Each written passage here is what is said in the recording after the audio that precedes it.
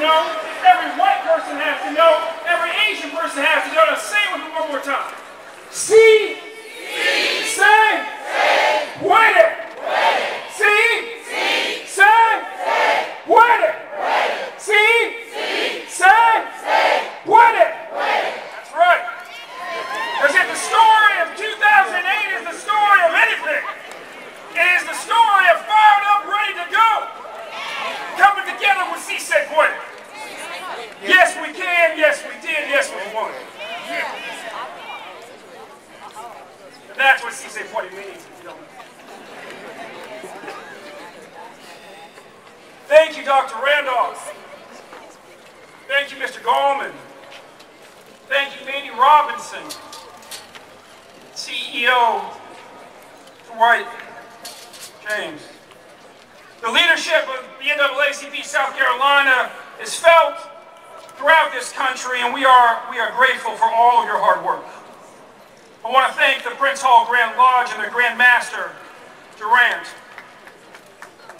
the Charleston County Baptist Church and the Baptist Ministerial Alliance, and the President, Dr. Givens, Reverend Brenda Neese, South Carolina Christian Action Council. Looking forward to working with your Chihuahua more often. It's an honor to be here for this 10th anniversary march. One of the news media organizations said to me, why do you have faith that you're going to win? It's taken you 10 years. I said, because time's on our side. And it's not on the side of those who would like to see this flag fly for 1,000 years. You know, what we're fighting for is this beautiful little girl's sign clearly says is we're fighting to fly our flag, the South Carolina flag. Yeah. Say build that pole twice as high and put a flag that represents everybody on top. Yeah. Now, before I get into the meat of my speech, I want you to take out your cell phone one more time. And you type in the address you type in is 62227. That's NAACP, 62227. And then the text, the message you write is flag. 62227. And the message you write is flag. If you don't get a response back, you get it backwards. Do it again. Same thing with Haiti. We are going to take this battle over this flag to the next level. All right. And getting organized digitally is the first step. Now, there's one more bit of foreign language I want to teach you. It's what our brothers and sisters in Haiti are saying right now. And when you pray for them, let this be your mantra when you pray for them. It is, Men en fil, Che Palu. Say this so they can hear you in Haiti, so they can feel your prayers in Haiti. Men en fil, Che Palu. Now that spiritually translates into many hands lighten the load. Many hands lighten the load. Specifically what it says is that many hands together make the lifting easier. But when your grandma said many hands lighten the load, it was the same echo from Africa, the same wisdom that you hear in those words from Haiti. The point of this day is unity. The point of this day is that we are all brothers and sisters. We are all God's children. Our neighbors aren't simply the people who live next to us, but the people who would fly that flag. Dr. King reminded us that the mistake, the sin committed by the Levite and the priest on the Jericho road was they saw the suffering stranger and they said, if I help him, what will happen to me? If I help him, what will happen to me? You hear that evil sort of fear in the healthcare debate right now. Come on now. You hear it in the jobs debate right now. When it was about bailing out Wall Street, nobody said, how much will it cost? When it comes to bailing out Main Street, all of it, can we afford it? Well, if we don't put our neighbors back to work, what will happen to them? And that was what Dr. King said was the genius of the Good Samaritan, because the Good Samaritan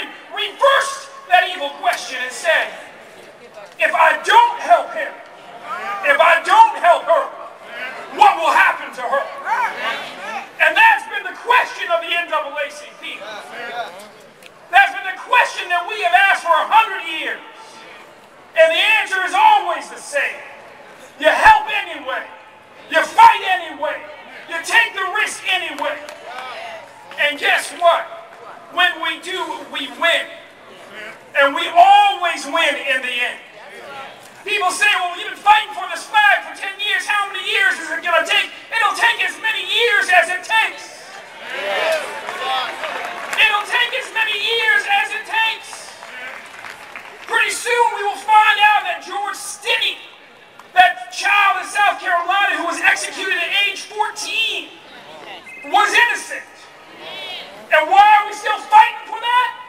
Because we fight till we win when the cause is just. We fight till we win when the cause is just. I'm a 5th generation member of this great association. I'm a 5th, what does that mean? My 93-year-old grandmother is a 3rd generation member. The 1st generation in our family joint had been born slaves. There was a man named Ned Bland in Southern Virginia. He was born a slave. He died as state senator. He co-founded Virginia State along the way. And he found, he led our family into the association because he understood what Dr. King's father understood. He understood that the tradition that had gotten us that far along the way was that all Americans are good conscience. For every dime of privilege that we gain in this great country, our charge is to invest a nickel of it in extending the ladder of opportunity for somebody else behind us. And it is in that spirit, the spirit of the Good Samaritan, the spirit of the missionaries who came down to help the slaves at the end of the Civil War, the spirit of the black freedmen who fought for the end of slavery, that we reach out to repair Haiti. It is in that spirit that we continue the fight, and we will always continue the fight to fully rebuild and repair New Orleans. It is in that spirit that we continue the fight for this battle flag to finally be completely removed from its pole where it flaps and throws salt in old wounds. And it is in that spirit that we don't just fight for our children, the children of the people here today, but we fight for all of the children of South Carolina. For all of the children of South Carolina. You know, when you only graduate 6 out of 10 kids, you start your high schools. That ain't a black problem. That ain't a white problem. That's a South Carolina problem. And frankly, I'm getting a little tired of just focusing on the racial achievement gap. First of all, what we have is a have and have-not instruction gap. See, I work in the city of Baltimore. What we know in Baltimore is that to close the racial achievement gap in Baltimore, it's only 7 points. But if we closed it, what would that mean? That would mean that only 38% of the boys, black and white, in the city would graduate from high school. I ain't trying to get to 38%. I'm trying to get to 100%. And to get to 100%, we all got to come together and fight. This isn't simply about enforcing existing laws when the Constitution says minimally adequate. This is about rewriting the law. And that requires us to come together. We at the NAACP, in other words, know that black people, that people of color, are simply the canaries in the great American coal mine. That what gets us ultimately gets everybody. 4 years ago, we were saying it's time for a moratorium on housing foreclosures. 4 years ago. And they said, well, we're sorry it was happening in your neighborhoods. There's not much we can do to help you. And we said, no, no, no, we're here to help you. Because what's got us is about to get you. And they shoot us out the door and it almost brought down the world economy. We know that when we ended lynch mob justice in this country, we didn't just help black people. The second most frequently lynched group were Catholics.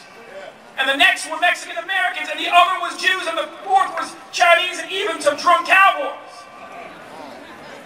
The reality is that when we lift the floor for how you treat black folks in this country, we lift the floor for how you treat everyone.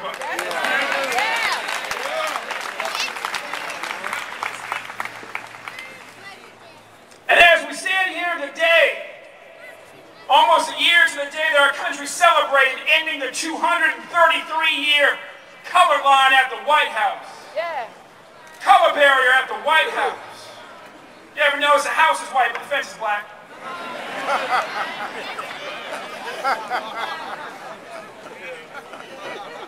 So a message there, right? Celebrated that. That we know that our battle since the end of Brown to desegregate politics in this country, that the victories that brought us everybody from Ed Brooks in Massachusetts to Jim Clyburn in South Carolina to Barack Obama at the White House, didn't just result in better leadership for the black community, it resulted in better leadership for America. For America. And so when we sue the banks, as we're suing 15 banks right now, the claim in the case may be racism, but the cure is for every American, because when they start with us, they finish with everybody. When we fight for good schools, we ain't just fighting for black children, we are fighting for all children.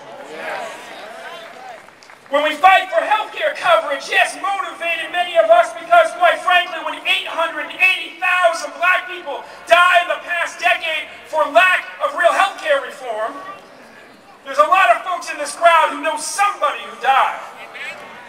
And that may motivate us, but we know we're fighting for every American family. Because every family knows somebody in the 46 million, loves somebody in the 46 million who don't have health care right now. And let me just, while we're talking about healthcare, just talk about a conversation I had last night with Jim Clyburn. You know, whenever I land in South Carolina, I give Jim a call. I've known him for years, and I said, Jim's in Michigan today, and I said, Jim, you know, what's on your mind? He said, well, you know, while you're over there at the state capitol, if you could just take a moment and help our state legislators better understand the Constitution, I would really appreciate it. Good luck. Because we got this black Republican who's eager to pass a law that will make it impossible to enact a public option in South Carolina, but there ain't no public option left in the bill. And then we got this Attorney General who's fixing to bring a lawsuit because he's angry about the Medicare reimbursement formula, because how well Nebraska is being treated by the Senate. Well, remind him a law has to pass both houses before it becomes law. And by the time it does, every state will be treated the same. So, maybe Joe Wilson. Maybe Joe Wilson could spend a little less time tarnishing the U.S. Congress and the presidency, and a little more time explaining to his former colleagues here how the Constitution works.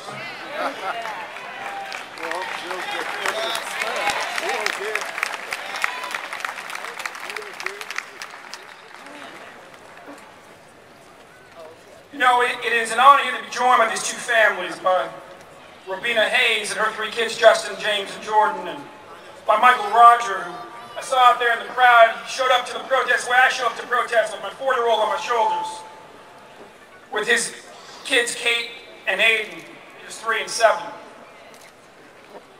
This is a fight for all of our families here in South Carolina. It is a fight for the dignity of all of our children to get this flag off that pole. You know, the point of this day is that we are not just here for Dr. King's dream, because his dream was not his alone. We aren't just here because of Obama's dream or Lincoln's dream. We're here ultimately because of the dream of the founders of this great country. See, the most radical phrase in the history of religion is the commandment that Jesus gave to his disciples. Love your neighbors as I loved you. Love your neighbors as yourself. And the most radical phrase in all of politics is derived directly from it. It is simply all men, all people, all women are created equal and endowed with certain inalienable, that means they can't take them from you, rights. Among these are life, liberty, and the pursuit of happiness. That is why we are here today. See, because you can't be minimally adequate and pursue happiness. a full life. There's no such thing as minimally adequate liberty. Either you're free or you ain't. And the first step is a good education. That is the point. Now do me a favor, just do me one more favor. Look to somebody next to you and say, you are beautiful. And look the other way, the person you just ignored, and say, you are beautiful. All right, and you got a sign that says, I am human, hold it up. Hold it up. Hold it up with pride, because that's what that sign means. It means you are made in the image of the one who created you. It means you are endowed with all the rights therein. It means you are as equal, as strong, as beautiful, as wonderful, as deserving of respect as anybody here today or not here today.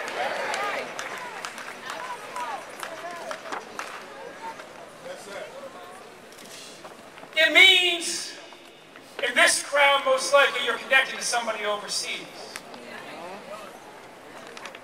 I hope we're all praying for them. Rabina's husband. It means that you are connected to the people of Haiti. It means that you are my brother, you are my sister, you are my neighbor, and even if you are the stranger on the road, that we at the NAACP will fight for you.